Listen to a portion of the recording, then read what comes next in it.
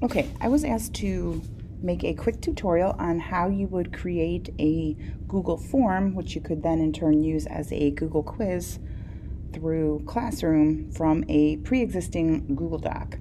And there is this extension called doc2form that you can get from the Google Chrome store, or I will put the link down below, and it makes that process go very quickly. So I already have it installed, but this is where you would get it. And I am going to go to a Google Doc that I want to use here. I want to turn this one into a quiz for this example. And to open up that extension, you're going to go to, in your Google toolbar here, you're going to go to Add-ons, Doc2form, and then create a form from a doc. And it'll open up this side panel for you. You can add instructions. You can collect their name, their username, their teacher name, whatever you want to do there. And then you're ready to start selecting your questions. So let's say I want to use this question here for my first question. I'm just going to highlight my text and click over here where it says Use Selected Text. And it automatically copies it over. You don't have to copy and paste it. And let's say I want this to be a short answer that they're going to describe. So I'm going to give them a little bit more space in the form to do that. And let's say I want to turn this question into a multiple choice question. I can just go to Add Question, use my selected text, and I want to turn this into a multiple choice. Maybe fix up my capitalization here, add a question mark, and put some answer choices in here. So break bonds, break.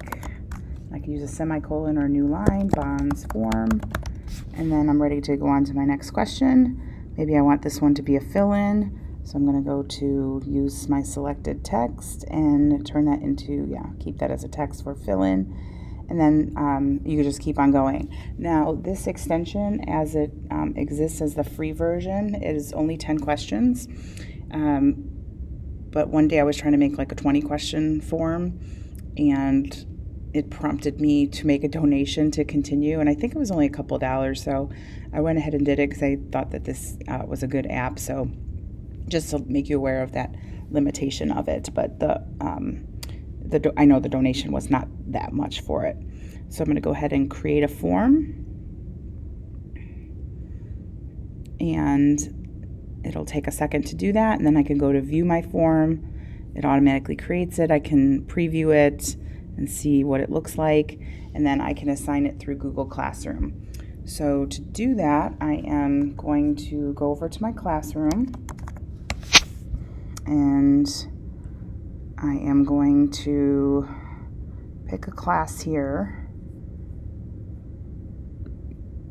as a sample, and I'm going to go to my classwork tab. Okay, if you want to start adding this, if you want to add this to your Google Classroom as a quiz, you're going to go to Create, Quiz Assignment. Actually, you can use it as assignment or quiz assignment, and you are going to, this is if you wanted to start a quiz as a blank form, like you didn't have one already, but we do. So I'm going to X that out, and I'm going to call this sample quiz, and I can put information with it just like any Google Classroom assignment. Then I'm going to go to my Google Drive, and I'm going to go to my quiz, the form that I made.